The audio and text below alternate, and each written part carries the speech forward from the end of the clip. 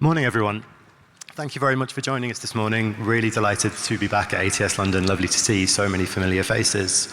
We're here this morning to discuss unleashing the power of programmatic multi-channel advertising. I think, as Bill mentioned in his opening keynote this morning, ad spend is down and measurable outcomes are more important than ever. And I'm delighted to have three expert panelists to discuss this with me this morning. I'll let you introduce yourselves, guys. Perfect. Hi, thank you. Yeah, so Ed, nice to be here. So I lead up the inventory and partnership side at StackAdapt for EMEA, which essentially covers anything that we do from an inventory perspective with publishers or exchanges, and then the way that we work with third-party data providers as well. Hi, I'm Amber Williamson. I run a digital marketing agency, an independent based out of London. I'm the founder and CEO. Hi, my name is Raina. I'm a sales director at StackAdapt, which is a DSP.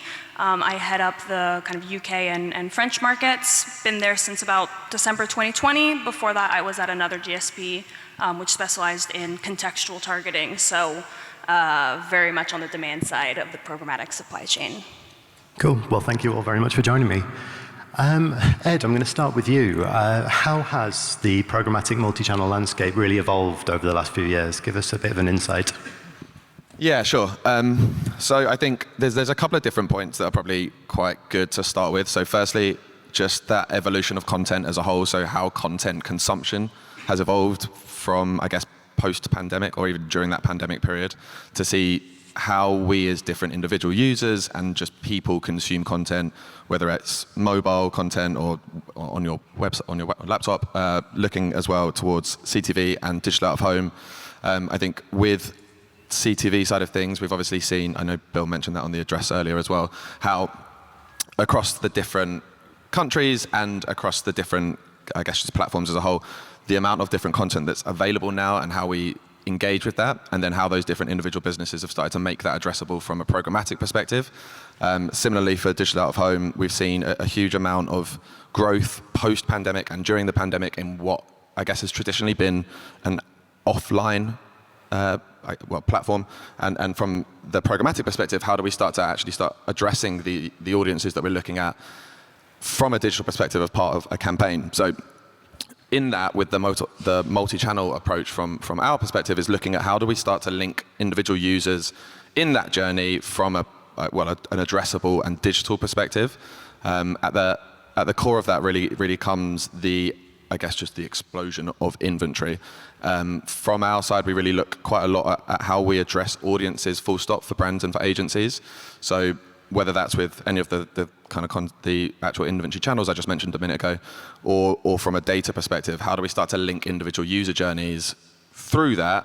And from a UK perspective, over the last few years, there's really been quite a big growth in just how we digitize a lot of that, and how we can apply third-party or first-party audiences to those.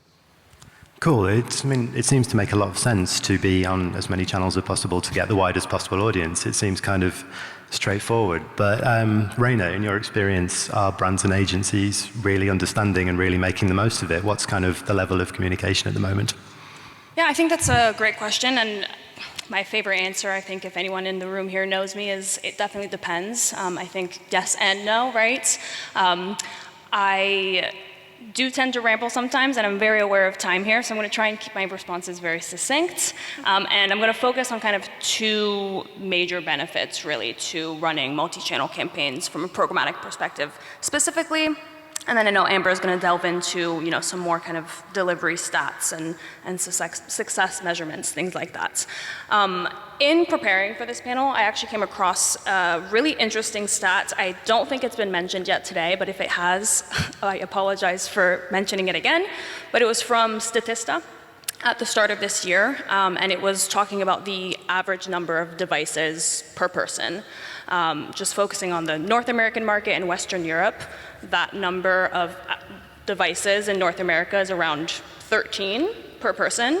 In Western Europe in 2023, it's 9. So thinking about that opens up a whole bunch of inventory, like Ed said, right? That's laptops, mobiles, tablets, gaming consoles. Can't think of any other devices, but anything that's kind of using a connection to the internet, you can likely serve against it in a programmatic manner.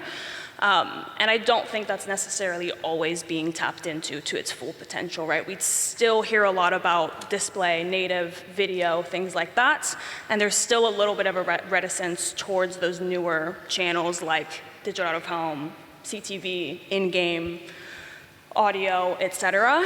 And I think it's just because sometimes there's just a lack of understanding around kind of how you can really track the measurement of those channels because they're non-clickable.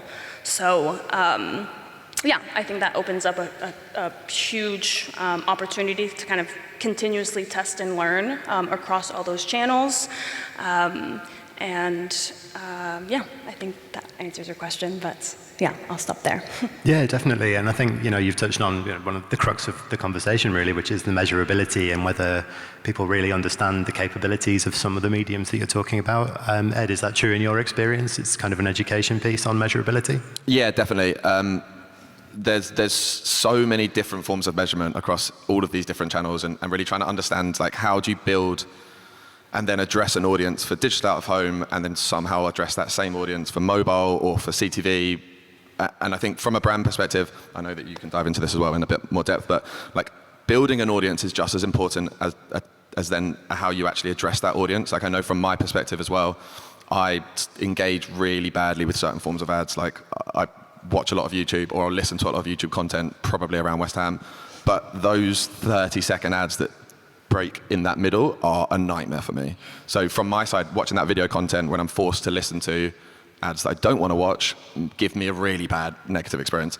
But then conversely, when I'm on my phone or in different instances, then that experience is completely different to me. So how do you address audiences, and then how do you really start to target them with relevant content ads that matter in the right moment? And I think really in that multi-channel approach, that's where it sits quite well, like whether that's an out-of-home ad on the way to the gym or a connected TV ad at home or a mobile ad in the morning. I mean, obviously from our side, we work really hard to play around with all of these different approaches for each brand that we work with to understand what is that right capability and how that split works the best.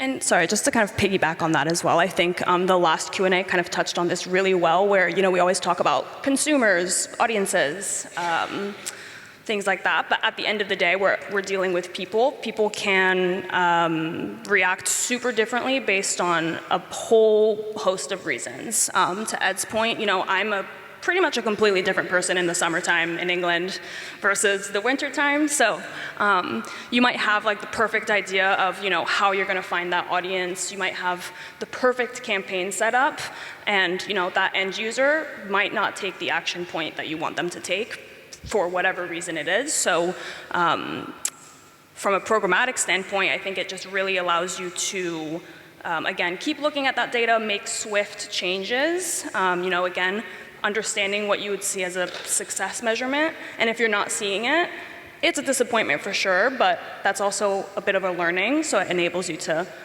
try something else and see how you can get that action that you want. Yeah, absolutely. Amber, I want to bring you in here with your experience from Digital Willow.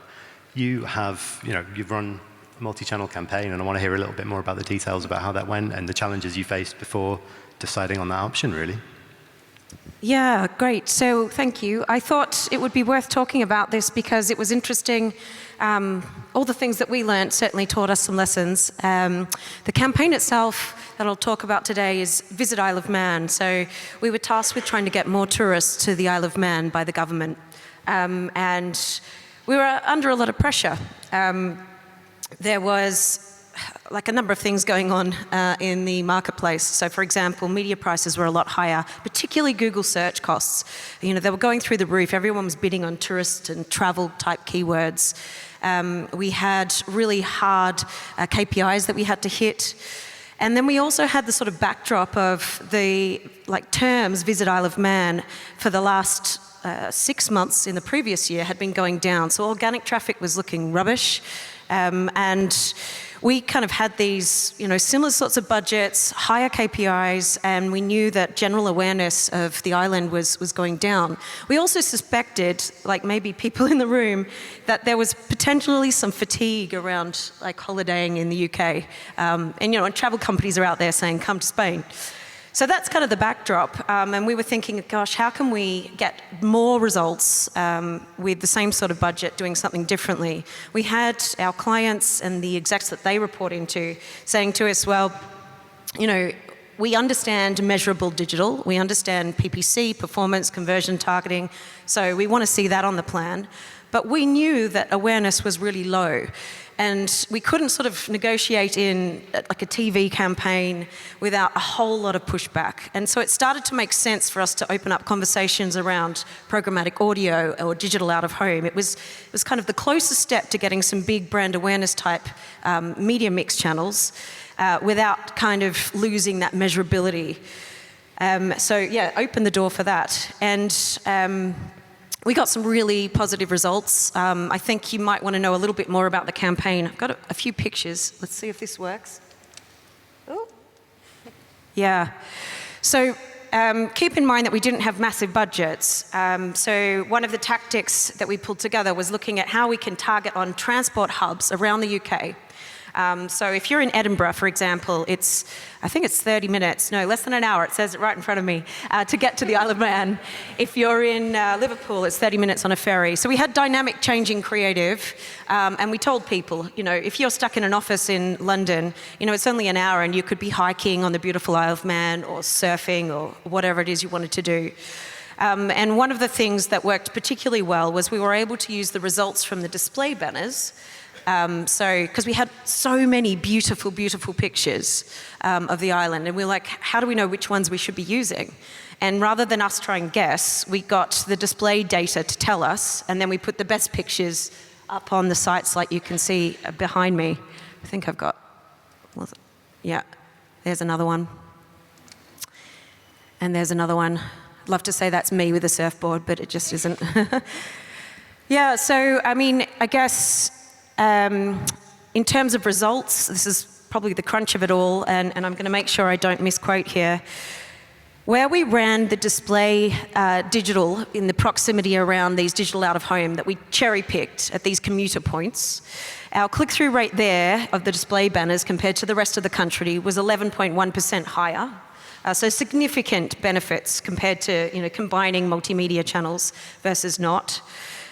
We also saw our organic traffic went up by 12.77%, which was amazing because, frankly, we didn't have an SEO budget, and yeah, we were all very pleased about that. Like, you just don't know sometimes if digital out of home is going to do the job of awareness until you see the results back.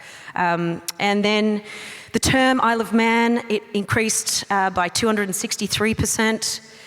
And then one thing that I wasn't necessarily expecting, just to finish off in terms of stats, was that, as I was saying earlier, our PPC was really expensive. But by doing the multi-channel approach, we were able to get our click-through rate from, let me see, 7.15% last year, same period, same time, but just less channels, to 17.2%, which is a huge increase. And I guess, and the big one was our cost per acquisition was improved by 66%. So really good news all around, and we'll be doing it again. We are doing it already again. Yeah. Amazing. So yeah, that's some pretty striking results, some really interesting statistics that you had from the campaign and the dynamic creative. Ed, Raina, you were close to the campaign, and I'm just wondering what brands really need to consider. You know, Amber's told us a little bit about the challenges, but what would you recommend before brands, agencies jump in with a multi-channel campaign? Yeah, sure. I'm happy to start. I think, well, even from that as well, those stats are, I think, for me, quite interesting because it really shows how not everything's always measurable by the same metrics that we look at the post-campaign analysis. So when we're running different campaigns, we're obviously looking at whether it's CTR, viewability, view-through rate, completion rate. There's so many different see-something metrics that we're trying to hit in all of these campaigns that not all of them necessarily actually represent that value from a branding exercise.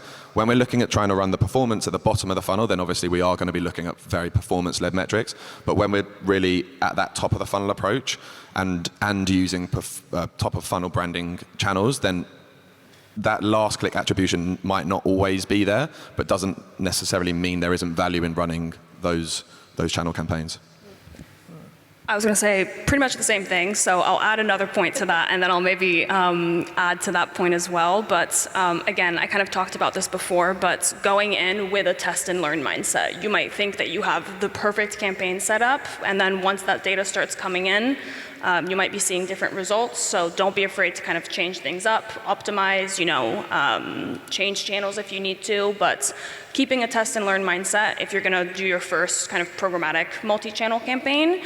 And then again, kind of piggybacking off of what Ed said, if you are just doing a multi-channel, not just programmatic, but kind of other platforms too, just be very aware of what that attribution model is going to look like with each kind of different platform.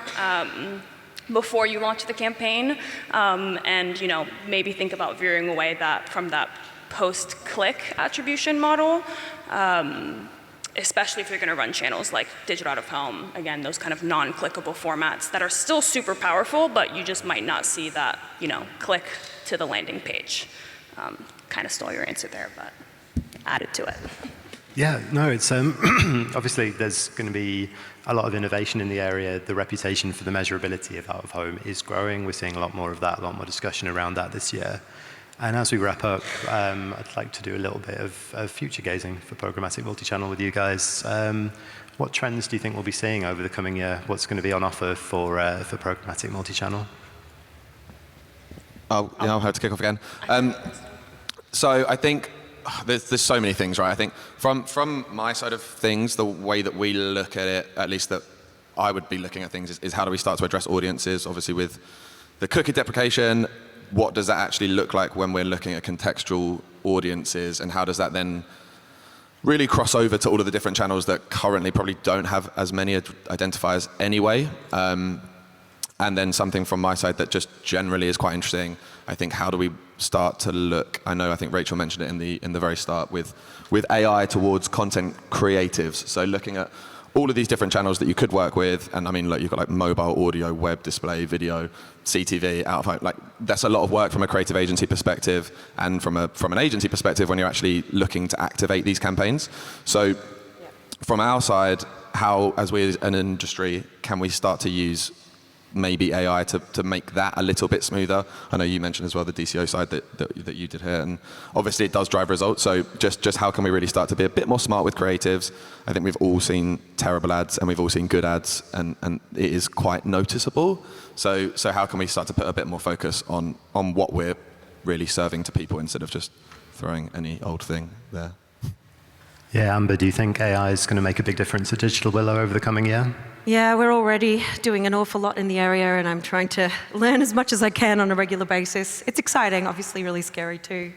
But I think just on top of what you were just saying then, in terms of, from an agency point of view, operations, having all these different channels to select from is an amazing opportunity, but we are time poor, generally speaking. And so if it's an easier, smoother transition for us, like this was, it was easier to upload creative, to get specs, to report across the entire dashboard. It was just, not only did the results benefit us, but it didn't mean that we had to work till 12 p.m. at night every day. It has to be easier for us, otherwise there's just too much pressure. We're just under too much time constraints. And I think working programmatically means that we can do lots of different formats and save a lot of time. So that's a really good thing that I can see more in the future. I think the other thing that really came relevant to me was just looking at how we can get a lot more measurable even without doing big brand lift studies. I mean, this budget wasn't huge, but we were able to show significant improvement in brand recognition just by looking at organic search results by using out-of-home, for example, that previously would have just been funneled into performance marketing, and maybe we can siphon more budget away from Google. To finish off, Raina, what are your thoughts for programmatic multi-channel over the coming year? Yeah, so similar to Ed, I promise I'm not stealing your answers, but I think definitely we're going to keep hearing about kind of identifiers. I think, I think it was Lauren on the last Q&A who was saying, let's cut the jargon out. I do think we're going to keep hearing about new identifiers. Sorry, Lauren. But hopefully we'll start to get much better clear about, which ones are going to be kind of more widely used and which ones are, the most accurate, I guess. similar to Amber, I think there's going to be a lot more, we're going to continue working with AI and kind of get things kind of more and more automated. But yeah, not really adding to those 2 points, but I kind of agree. I think, again, moving towards that privacy-first world, but still having to kind of stay personalized, I think we're going to start seeing some really cool, creative ways that people are addressing that's, you know, somewhat counterintuitive approach that we're needing to take nowadays. Nice. Well, I look forward to chatting you all again this time next year, but thanks so much for joining me. That was a great panel. Thank you. Thank you very much, everyone, for listening. Thank you.